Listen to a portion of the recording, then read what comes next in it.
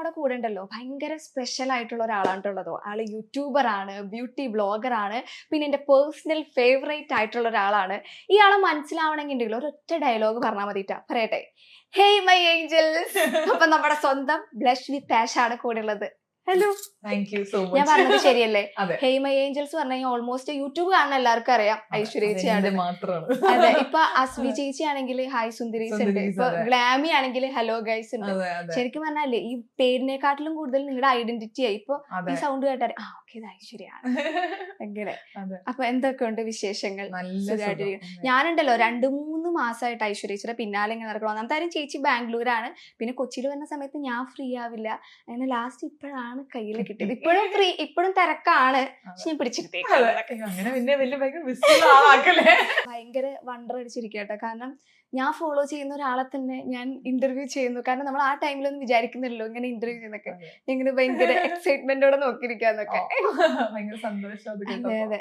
അപ്പൊ ലേറ്റസ്റ്റ് വിശേഷം 600K subscribers അതെ, ആണ്. അതെ, ഇത് അതാണ്. എനിക്ക് ഭയങ്കര ഭയങ്കര സന്തോഷമായി. സന്തോഷായി സത്യം പറഞ്ഞാല്. അതെ, അതെ, അങ്ങനെ ഫൈനലി നമ്മള് 600 ആയി. എത്തിയിരിക്കാം. അപ്പൊ ഈ ഒരു ജേർണി എന്ന് പറയുന്നത് ഒരുപാട് എഫേർട്സ് എടുത്തിട്ടുണ്ട്, ഒരുപാട് അപ്സ് ആൻഡ് ഡൗൺസ് ഉണ്ടായിട്ടുണ്ടാവും, ചാലഞ്ചസ് ഫേസ് ചെയ്തിട്ടുണ്ടാവും. ശരിക്കും എങ്ങനെയാ ഒരു ജേർണി ചേച്ചി പറയുമ്പോ? ഇപ്പൊ എന്റെ ചാനലിന്റെ ജേണി എന്ന് പറയുമ്പോഴത്തേക്കും അതൊരു ഭയങ്കര കേക്ക് വാക്ക് ഒന്നും ആയിരുന്നില്ല. കുറെ അപ്സ് ഡൗൺസ് ഉണ്ടായിരുന്നു.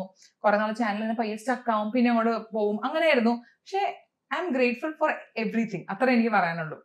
അതെ, ലൈക്ക് എന്തായിക്കോട്ടെ, പക്ഷെ 600K എന്ന് പറഞ്ഞൊരു ചെറിയ അച്ചീവ്മെന്റ് അല്ലല്ലോ എപ്പോഴായാലും. അപ്പൊ കൊണ്ടുവന്നു അത്. ഇതിപ്പോ എനിക്കൂടെ എല്ലാ ക്രിയേറ്റേഴ്സിനും ഉണ്ടാവും. കുറച്ച് നാളൊന്ന് പോസ് ആവും, പിന്നെ വീണ്ടും കുറച്ച് സ്പീഡപ്പ് ആവും ചാനൽ, പിന്നെ ഒന്ന് പോസ് ആവും. സോ ലൈഫ് പോലെ തന്നെ ചാനലിലും അപ്സ് ആൻഡ് ഡൗൺസ് ഉണ്ട്. പക്ഷെ I M so much grateful. ഇപ്പൊ ഞാൻ ഈ ചാനൽ ഫോളോ ചെയ്യുന്നതാണ് എനിക്കറിയാം ചേച്ചി എത്രത്തോളം എഫേർട്സ് എടുക്കുന്നുണ്ട്. അതായത് ഓരോ വീഡിയോസ് ചെയ്യുമ്പോഴും ശരിയല്ലേ, എല്ലാ യൂട്യൂബേഴ്സും ഓൾമോസ്റ്റ് എഫേർട്സ് എടുത്തിട്ടാണ്. എന്ത് വീഡിയോസ് ഇടുന്ന ആൾക്കാർക്കും അതിന്റെ പിന്നിൽ ഒരു വലിയ എഫേർട്ട് ഉണ്ട്. അപ്പൊ ആൾക്കാർക്ക് പൊതുവെ തോന്നും വീഡിയോ എടുത്തിട്ടാ പോരെ. സോ അങ്ങനെയല്ല, അത് ഒരു വീഡിയോ എടുക്കാൻ തന്നെ ധൈര്യം ഇല്ലാത്ത എത്ര പേരുണ്ട് അല്ലേ. അപ്പൊ വീഡിയോ എടുക്കുക, അത് എഡിറ്റ് ചെയ്യുക, അതിന്റെ ഒരു പ്രൊഡക്ഷൻ പ്രോസസ് എന്ന് പറഞ്ഞാൽ ഒരു വലിയൊരു സംഭവം, ഒരു ബുദ്ധിമുട്ടുള്ള പരിപാടി തന്നെയാണ് എന്തൊക്കെയാണെങ്കിലും. ശരിക്കും ഇങ്ങനെ അതായത് യൂട്യൂബ് ചാനൽ സ്റ്റാർട്ട് ചെയ്യുന്ന വെച്ചിട്ടാണോ അതോ കോഇൻസിഡന്റലി ഇങ്ങനെ വന്നതാണോ? ഞാൻ 7 years മുന്നേ തുടങ്ങിയതാണ്. അപ്പൊ അന്ന് നമുക്ക് പേയ്മെന്റ് ഒന്നും കിട്ടുമെന്ന് അറിയില്ല. യൂട്യൂബ് ചാനൽ തുടങ്ങാം. അപ്പൊ എന്റെ ചേച്ചിയാണ് എന്റെ അടുത്ത് പറഞ്ഞത് നമുക്ക് രണ്ടും കൂടി ഒരുമിച്ച് സിസ്റ്റേഴ്സിന്റെ ചാനൽ തുടങ്ങാന്ന് പറഞ്ഞു. അപ്പൊ എന്റെ ചേച്ചി ഓസ്ട്രേലിയയിലാണ്. അപ്പൊ ഞാൻ പിന്നെ എനിക്ക് വീഡിയോ എടുക്കാൻ അറിയില്ല, പിന്നെ ഈ യൂട്യൂബിലേക്ക് ഇത് എങ്ങനെ അപ്ലോഡ് ചെയ്യണമെന്ന് അറിയാൻ പാടില്ല. ഞാനില്ല, നീ എന്തെങ്കിലും ചെയ്തോളാൻ പറഞ്ഞു. പക്ഷെ എനിക്ക് പുള്ളിക്കാലത്ത് ആദ്യം തുടങ്ങിയത്, പക്ഷെ ഇങ്ങനെ ഗ്രാജുവലി എനിക്കത് പറഞ്ഞു തന്നത് എങ്ങനെയാ ചെയ്യേണ്ടതെന്ന്. അപ്പൊ അങ്ങനെ അതിലേക്ക് വന്നു. പക്ഷെ അപ്പോഴും നമുക്കറിയില്ല. ഇപ്പൊ നമുക്ക് അന്നും ഇന്നും ഏറ്റവും ഇഷ്ടം ബ്യൂട്ടി അല്ലെങ്കിൽ മേക്കപ്പ്, സ്കിൻ കെയർ, അങ്ങനത്തെ സംഭവമാണ്. അന്ന് നമ്മൾ കണ്ടേക്കുന്നതെന്ന് വെച്ച് കഴിഞ്ഞാൽ ഈ നോർത്ത് ഇന്ത്യൻ ക്രിയേറ്റേഴ്സിനാണെങ്കിലും ഫോറിൻ ക്രിയേറ്റേഴ്സിനാണെങ്കിലും കുറെ മേക്കപ്പ് പ്രൊഡക്ട്സ് ഫ്രീ PR വരും. അതായിരുന്നു നമ്മുടെ ഫോക്കസ്. നോക്കിയിട്ടാണ് പേയ്മെന്റ് ഒന്നും കിട്ടുന്ന ക്രിയേറ്റേഴ്സ് നമുക്ക് അറിയില്ല.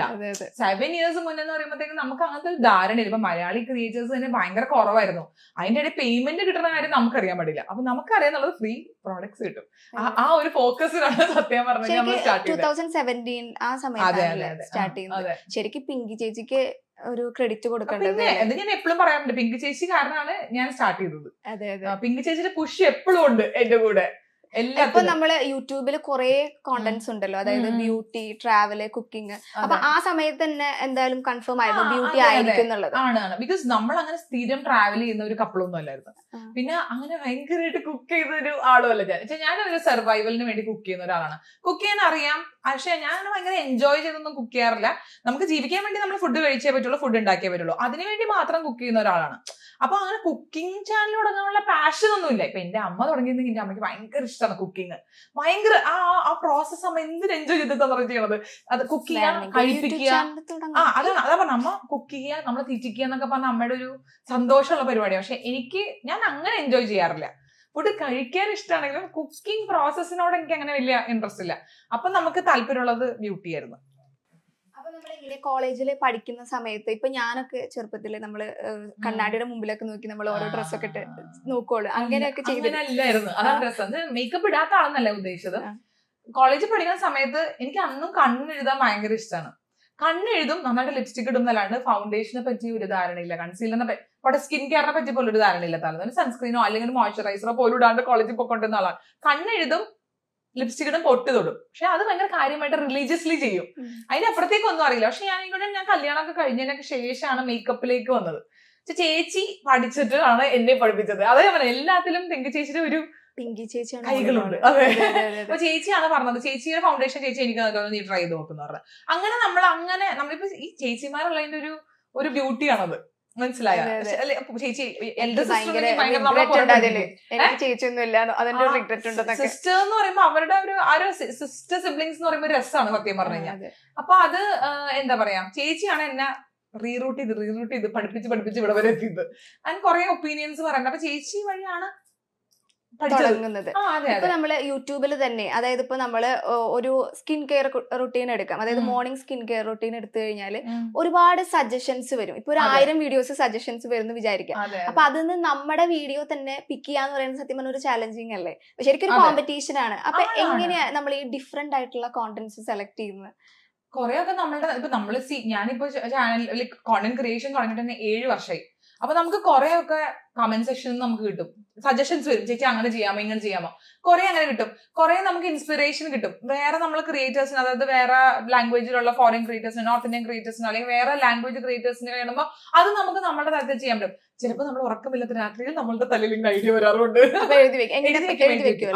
പിന്നെ അല്ലെങ്കിൽ ശരിയാവില്ല, അല്ലെങ്കിൽ നമ്മൾ ഉറങ്ങിയിരിക്കുമ്പോൾ ഇതൊക്കെ മറന്നുപോകില്ലേ? ഓൾറെഡി പ്ലാൻ ചെയ്ത് വെക്കുമല്ലേ? പ്ലാൻ ചെയ്ത് വെക്കും. എനിക്കൊരു ബുക്കുണ്ട്, എനിക്ക് ഇപ്പോഴും ആ ബുക്കാണ് എനിക്കിഷ്ടം. എനിക്ക് ആ നോട്ട് പാഡ് ഒന്നും പറ്റത്തൊന്നുമില്ല. അപ്പൊ നമ്മൾ സാധാരണ ബുക്ക്, പ്ലാനർ ഒന്നും അല്ല കേട്ടോ. ഞാൻ പ്ലാനറിലേക്ക് ഞാൻ എത്തിയിട്ടില്ല. നമ്മുടെ സാധാരണ നോട്ട്ബുക്ക് ഉണ്ടല്ലോ, അതിനകത്ത് ഞാനിങ്ങനെ ഓരോ ദിവസം ഷൂട്ട് ചെയ്യാനുള്ളതും ഐഡിയാസും ഒക്കെ ഇങ്ങനെ എഴുതി വെച്ച് ടിക്ക് ചെയ്ത് പോകും. എനിക്കൊരു പ്രാന്തുള്ളതെന്ന് വെച്ചാൽ ഇപ്പൊ ഞാൻ 5 വീഡിയോ ഷൂട്ട് ചെയ്യാൻ വേണ്ടി പോയിട്ട് 5 എണ്ണം ഷൂട്ട് ചെയ്തില്ലെങ്കിൽ എനിക്ക് വരുന്ന ഞാൻ ഭയങ്കര ഫെസ്റ്റ് ഓഫ്. അപ്പൊ ഞാൻ 5 എണ്ണം തീർത്തിട്ട് ഞാൻ വീട്ടിൽ വരുള്ളൂ. അങ്ങനെയൊക്കെ ഉണ്ട്. പക്ഷെ അതിന്റെ ഒന്നും ആവശ്യം, ബിക്കോസ് നമുക്ക് എപ്പോ വേണമെങ്കിലും നമ്മുടെ സ്റ്റുഡിയോയിൽ പോയിട്ട് ഷൂട്ട് ചെയ്യാം. പക്ഷെ ഈ പറഞ്ഞ മാതിരി അത് തീർത്തില്ലെങ്കിൽ ഉണ്ടല്ലോ, ഒരു സമാധാനക്കേടാണ് എനിക്ക്. അതല്ലേ, എനിക്ക് തോന്നുന്നു ഐശ്വര്യേച്ചി ഭയങ്കര എഫേർട്ട് എടുക്കുന്ന ആളെ. ഇപ്പൊ നമ്മുടെ ഈ മലയാളം ബ്യൂട്ടി വ്ളോഗേഴ്സിൽ തന്നെ ഐ മേക്കപ്പിന് ഒരു ട്രെൻഡ് കൊണ്ടുവന്ന സ്ഥലത്തില് ഐശ്വര്യേച്ചി അല്ലേ? അത് എങ്ങനെ ശരിക്കും ചെയ്യണത്? അതൊക്കെ അത് എങ്ങനെയാന്ന് വെച്ച് കഴിഞ്ഞാൽ എനിക്ക് ഐ മേക്കപ്പിനോട് ഒരു ഭയങ്കര താല്പര്യമുണ്ട്. എനിക്ക് ആ കളേഴ്സ് വെച്ചിട്ട് ചെയ്യണത് ഭയങ്കര ഇഷ്ടമാണ്. പിന്നെ ചില്ലറ പണിയല്ല, അത്യാവശ്യം സമയം സ്പെൻഡ് ചെയ്യണല്ലോ. ഐ മേക്കപ്പ് എന്ന് പറയുന്നത് ശരിക്കും പറഞ്ഞാൽ ഒരു സ്കില്ലാണ്, അത് പറഞ്ഞേ പറ്റുള്ളൂ. അപ്പൊ നമുക്ക് ആ ഒരു ഭയങ്കര ഇൻട്രസ്റ്റ് ഉണ്ടെങ്കിൽ മാത്രമേ നമുക്ക് അത്രയും ചെയ്യാൻ പറ്റുള്ളൂ. പ്രത്യേകിച്ച് നമ്മൾ കളേഴ്സ് വെച്ചിട്ട് നമ്മൾ ചെയ്യാൻ പറ്റണമെങ്കിൽ അത് ധൈര്യം, മീൻസ് പല ബ്ലൂ, ഗ്രീൻ, പിങ്ക്, യെല്ലോ എന്നൊക്കെ പറയുമ്പോൾ അത് കളർ എടുക്കാൻ ഒരു ഇത് വേണം. അതുമല്ല നമുക്ക് അതിന്റെ കൂടെ വേറെ എന്തൊക്കെ കോമ്പിനേഷൻ ചെയ്താലാണ് പറ്റണമെന്ന് ഉള്ള ഒരു ഐഡിയ ഉണ്ടായാലും മാത്രമേ നമുക്ക് പറ്റുള്ളൂ. എത്ര ഡെൻസിറ്റിയിൽ ഇടണം, എത്ര മനസ്സിലായി, എത്ര ഡാർക്ക് ആയിട്ടുണ്ട്, അങ്ങനെ കുറെ സംഭവം ഉണ്ട്. പക്ഷെ ഞാൻ സർട്ടിഫൈഡ് മേക്കപ്പ് ആർട്ടിസ്റ്റ് ആണ്, and also self makeup course പഠിച്ചിട്ടുണ്ട്. അപ്പൊ ഇതൊക്കെ പഠിക്കുന്നതിന് മുന്നേ നമുക്ക് ആ പണ്ടത്തെ വീഡിയോസ് കാണുമ്പോൾ അറിയാം, ഒരു ധൈര്യക്കുറവിലാണ് നമ്മൾ ചെയ്യും, അത് ഇഷ്ടമുള്ളതുകൊണ്ട് ചെയ്യുന്നതാ. പക്ഷെ നമുക്കൊരു ക്ലാരിറ്റി കിട്ടിയത് കോഴ്സ് പഠിച്ചതിന് ശേഷം. അപ്പൊ നമ്മളുടെ ടീച്ചേഴ്സിന് സ്പെഷ്യൽ താങ്ക്സ് ആണ്.